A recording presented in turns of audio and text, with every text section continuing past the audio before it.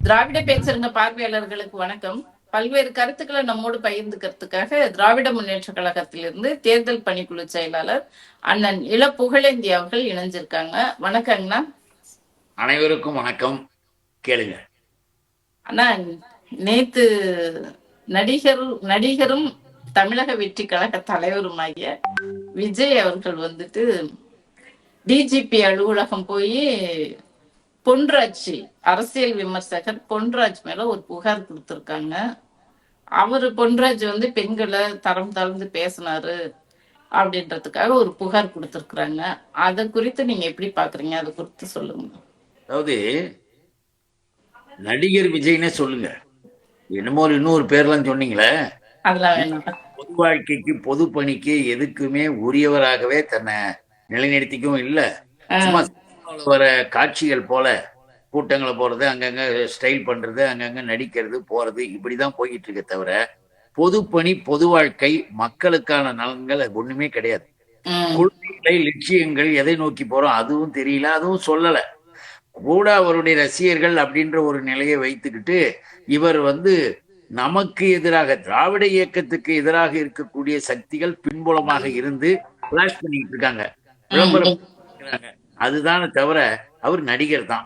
அதுக்காக சொல்ல வந்தேன். அந்த நடிகரு இப்ப என்ன பண்றாரு? அவர் பொன்ராஜ் யாரு? அவர் அரசியல் விமர்சகர்.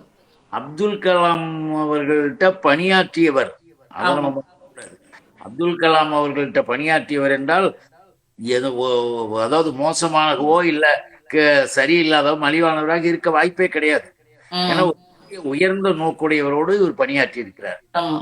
என்ன சொல்றாரு? வருத்தப்பட்டு அவர் கூட என்ன சொல்றாரு? இந்த நடிகருக்கு இருக்கக்கூடியவர்கள் நடிகர் மேல எல்லாம் தாக்குது போக்குது அப்படி இப்படின்னு உடனே நாங்களெல்லாம் விஜய்க்காக அப்படி அதெல்லாம் பார்த்தாரு. எல்லாம் ரைட்டு, ரசிகர்கள் நாங்க உயிரை கொடுப்போம், எங்களுக்கு எல்லாமே அவர் தான் அப்படின்னு சொல்றது அவரவருடைய விருப்பம். அதை நம்ம ஒண்ணும் விமர்சனம் பண்ணல. ஆனால் ஒரு பெண் சொல்லுது, நான் அவருக்கு தங்கையாக இருப்பேன், தாயாக இருப்போம், அக்காவா இருப்போம், எங்க குடும்பத்துல ஒருத்தரா இருப்பேன் அப்படின்றதையும் அவர் ஒண்ணும் சொல்ல. ஏன் இதுக்கு மேலே நான் உங்களுக்கு சொல்லிக்கிறேன், நான் எங்கள் விஜய்க்கு நான் மனைவியாகவும் இருப்பேன், அவர் அழைத்தால் நான் போய் வருவேன். வார்த்தைகளை சொல்லும் பொழுது அதை பார்த்துக்கிட்டு இருக்கிறவங்களுக்கு மிகப்பெரிய அளவுக்கு என்ன தமிழ்நாட்டுல இப்படி ஒரு கூட்டத்தை, சின்ன பிள்ளைங்க, படிச்சிருக்கிற பிள்ளைங்களுக்கு சினிமா மோகம் என்பது எப்படி கண்ணை மறைக்குது, திரைப்பார்வை என்பது எவ்வளவு மோசமான பாதையை காட்டுது. இதெல்லாம் அவர் என்ன பண்றாரு? விமர்சனம் பண்றாரு, சொல்றாரு. இப்படி எல்லாம் இருக்கக்கூடாதுன்ற கருத்துப்படதான் அவர் சொன்னார். இந்த செயலை நான் கண்டிக்கிறேன். அவர் சொன்னார், ரசிகர்கள் தற்குறிகள் என்றும், ஒரு பெண் ரசிகை தங்கை அக்காவாக இருப்போம், தேவைப்பட்டால் பொண்டாட்டியாகவும் இருப்போம் என்ற சொல்லுவதை இன்னொரு பெண், அதை விட மோசம், மிக அசிங்கன் அவர் தான் குறிப்பிடுறாரு. அவர் என்ன சொல்றாரு தெரியுங்களா? இன்னொரு பெண், கணவரை விட, என் கணவரை விட எனக்கு விஜய் தான் முக்கியம் சொன்னதை கண்டித்து, இது என்ன இந்த தற்குறிகள், இது விபச்சார எண்ணம் கொண்டிருக்கக்கூடிய தற்குறிகளாக இருக்கிற கூட்டம் என்று அவர் பேசியிருந்தார். வன்மையாக கண்டிக்கணும், திருந்தணும், இப்படிலாம் இருக்கக்கூடாதுன்னு பேசியிருந்தார். உடனே இவர் என்ன பண்றாரு? நடிகர் விஜய் என்ன பண்றாரு? சீன் போடுறாரு. இப்போ இப்படி பேசியிருக்காங்க, அவரே என்ன பண்ணிருக்கணும்? இதுக்கு முன்பு இருந்து எவ்வளவு பேர் இருந்திருக்கிறாங்க. இந்த மாதிரி சொல்லும் போது என்னுடைய ரசிகைகள் ஏதோ தெரியாமல் அவர்கள் உணர்ச்சிவசப்பட்டு பேசியிருக்கேன், இனிமே அப்படி பேச மாட்டார்கள், எல்லோரையுமே நான் கேட்டுக்கிறேன், நான் எங்க குடும்பத்தில் ஒரு சகோதரனாக இருப்பேன், உடன்பரப்பாக இருப்பேன், இப்படிலாம் இருக்கிறது தப்பு, அப்படி பேசியிருந்தால் அவர்களுக்காக நான் மன்னிப்பு கேட்டிருக்கேன்னு சொல்லி இருந்தா, நீங்க சொன்னீங்கல்ல விஜய் ஒரு பொதுப்பணிக்கு தகுதி உள்ள ஒரு நபர்னு சொல்லலாம். அதெல்லாம் சொல்லல. அவங்க சொன்னதை பற்றி அவர் கவலைப்பட்டுக்கல. அப்ப என்ன அர்த்தம்? நீ கண்டிக்கலன்னா என்ன அர்த்தம்? ஏற்றுக்கொள்கிறாய், அப்படிப்பட்ட தற்குறி எண்ணத்தை வளர்க்க வேண்டும் என்று விரும்புகிறாய். உன்னை கண்ணை மூடிக்கிட்டு கைத்தட்டி ஆதரிக்கணும், யாராக இருந்தாலும் எப்படி இருந்தாலும் பரவாயில்லைன்றத நடிகர் விஜய் விரும்புறதுதான் இது காட்டுது. அதைத்தான் நான் இதுல பார்க்கிறேன். போயிட்டு டிஜிபி ஆபீஸ்ல போய் கம்ப்ளைண்ட் கொடுக்குறேன், இந்த மாதிரி எடுக்கணும் போது. உடனே மறுநாள் என்ன பண்றாரு?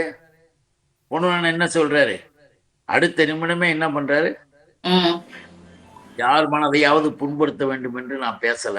ம், ம், அப்படி வார்த்தைகள் மூலமாக ஏதாவது காயமாக இருந்தால் நான் மன்னிப்பு கேட்டுக்கொள்கிறேன். ம், அப்படி முடிச்சுட்டாரு. அதைத்தான் நம்ம வந்து நினைச்சு பார்க்கும்பொழுது, இன்னொரு இதுல வந்து இப்ப டிஜிபி ஆபீஸ்ல நேர்ல போய் கம்ப்ளைண்ட் கொடுக்குறாரு. அப்புறம் என்ன பண்றாரு, பொன்ராஜ் வந்து நான் எல்லா பெண்களையும் சொல்லவில்லை. அதுலயும் இன்னொரு வார்த்தை சொல்றாரு பொன்ராஜ், நான் எல்லா பெண்களையும் சொல்லல, அந்த மாதிரியான கருத்து கொண்ட பெண்களை நான் குறிப்பிட்டேன். ஆனா திருந்த அந்த முற்போக்கு சிந்தனையாளர்கள் பெண்கள் எல்லாரும் அதை கண்டிச்சு அவங்க அப்படி பேசியிருந்தாலும் விபச்சாரின்ற வார்த்தை இருக்க கூடாதுன்றதுதான் நம்மளுடைய நோக்கமா இருக்கு. விபச்சாரின்னு ஒருத்தர் இருந்தா அந்த விபச்சாரி கிட்ட இருக்கிறது ஒரு ஆண் தானே, அந்த ஆணை என்னன்னு சொல்லி விமர்சிப்பீங்க, அப்ப இது சொல்றது சரியா அப்படின்னு சொல்லி கேள்வி எழுப்புறாங்களே. கேள்வி என்பது எப்படி வேணா கேட்கலாம். ம், பொன்ராஜுடைய மனசு என்ன, அந்த நோக்கம் என்னன்றதை புரிஞ்சுக்கிட்டு தான் நம்ம சொல்றோம். ம், பொன்ராஜ் அப்படிப்பட்டவர் இல்ல. யாரையும் இழிவாகவோ யாரையும் குறைவாகவோ தரக்குறைவாக பேசணும்னு கிடையாது. இப்படிப்பட்ட எண்ணம் இருப்பதை மாற்றிக்குங்க, இப்படிப்பட்ட தற்கொலையாக இருக்காதீங்க, அது நல்லா இல்ல, விபச்சார எண்ணமாக அது இருக்கு, என் கணவரை விட எனக்கு விஜய் உயர்ந்தவர்னு சொல்றது அதெல்லாம் யார் ஏற்றுக்குவாங்க? ம், அதெல்லாம் தப்புன்றதா அவர் சொல்லியிருக்காரு. அதை விமர்சனம் பண்றதுக்காக அவங்களுக்கு சப்போர்ட் பண்ணிட்டு பேசுறதுக்கு எப்படி வேணா பேசலாம், ஆர்கியூ பண்ணலாம், அது வேறு விஷயம். ம், உண்மையான நோக்கத்தை புரிந்து கொண்டு நாம பார்த்தோம்னா, இந்த நிலைகளில் இப்படிப்பட்டதை நடிகர் விஜய் போன்றவர்கள் வளர்க்கக்கூடாது. வளர்ப்பதற்கு அவர்களுக்காக இவரு துணை போகக்கூடாது. அதைத்தான் நம்ம குறிப்பிடுறோம். இப்போ நீங்க எங்க போயிருக்கணும், இப்போ உன்னுடைய காருக்கு பின்னால வந்தாங்க இல்லையா, உன் வேனுக்கு பின்னால டூ வீலர்ல ஆமா, வந்து அடிபட்டு அடிபட்டு என்ன ஆச்சு, காயம்பட்டு ஹாஸ்பிட்டல் கிடக்கும் ஒரே ஒரு நாள். இதே முன்பெல்லாம் நினைச்சு பாருங்க, நமக்காக வந்து ஒருத்தர் அடிபட்டு உடனே ஓடி இருக்க வேணாமா, ஆமா, மருத்துவம் பார்த்திருக்க வேண்டாமா? நீ பார்க்க கூட போல விஜய், போதையிலேயே நீ இருந்தியான்னு எனக்கு தெரியாது, மத்தவங்க சொல்றாங்க, அதெல்லாம் நான் சொல்றேன், எனக்கு தெரியாது. ஆனா போகவே இல்லைன்றது மட்டும் இல்ல, அந்த சாதாரண நடுத்தர குடும்பம், ஏழை எளிய குடும்பத்தை சேர்ந்த அந்த இளைஞன் தனக்காக வந்து அடிபட்டு இருக்கிறான், தன் பின்னால் ஓடி வந்துடும் போது மருத்துவ செலவை ஏத்துக்கூடாதா?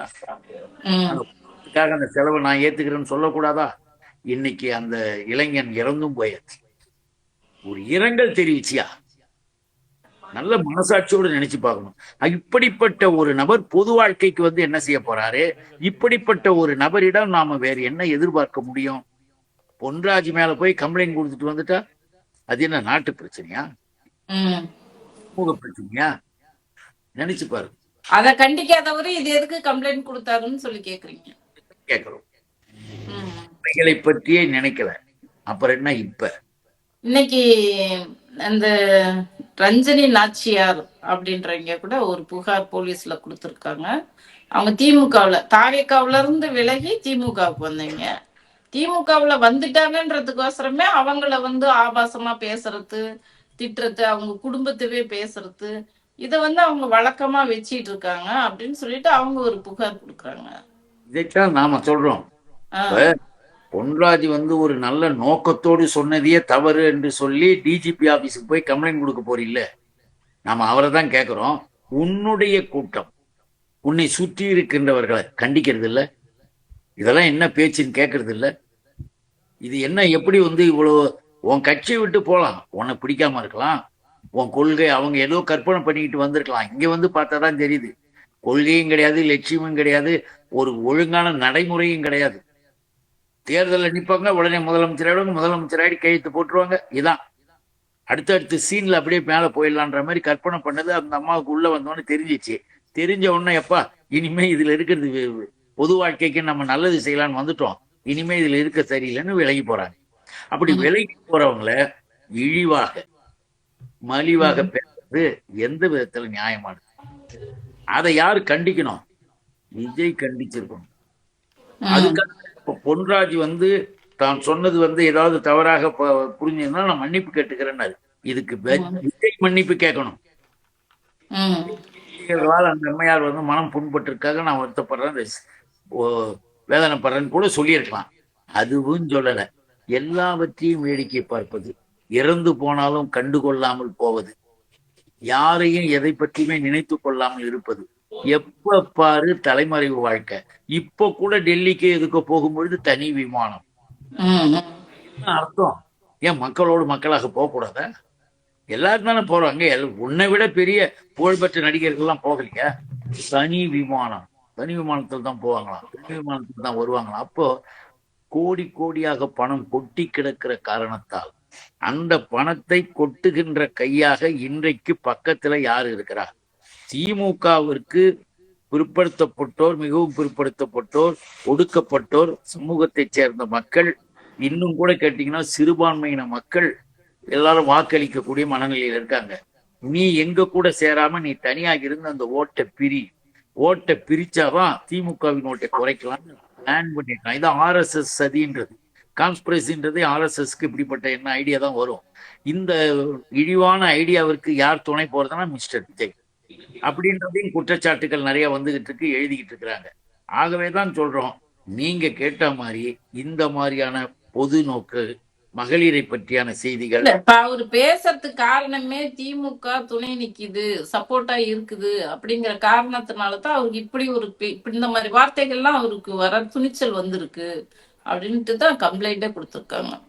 இந்த கம்ப்ளைண்ட் கொடுத்த நபர்களுடைய கற்பனையை நாம பாக்குறோம்.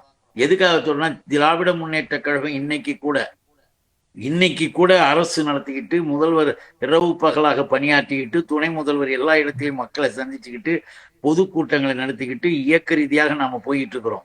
இது நமக்கு வேலையும் இல்லை, இது ஒரு அவசியமும் இல்லை. விஜய் ஒன்றும் அப்படியே பொது வாழ்க்கையில வந்து அப்படியே முன்னால நின்றுட்டு இருக்காரு. என்ன விஜய்க்கு ஆசை தெரியுமா? அவருக்கு சொல்லி கொடுக்குற ஆதவ் போன்றவர்கள்லாம் விமானத்துல போகும்போது கூர்மையான ஆயுதம் எடுத்துன்னு போக கூடாதுன்னு கத்திரிக்கோலை பிடிச்சாங்க நடிகர் விஜய் கிட்ட. எனக்கு தெரியாது, நான் இதுக்கு வந்தேன் அதுக்கு வந்தேன் உளறினேன். அதை விட மோசம் பெரிய நியாயவாதி, இந்தியாவிற்கு நியாயம் சொல்ற மாதிரி ஆதவ், அவரு பொட்டியை திறந்தாங்க, எல்லாம் அயல் நாட்டு மதுபான பாட்டில்கள்லாம் உள்ள இருக்கு, உயர் ரக மது.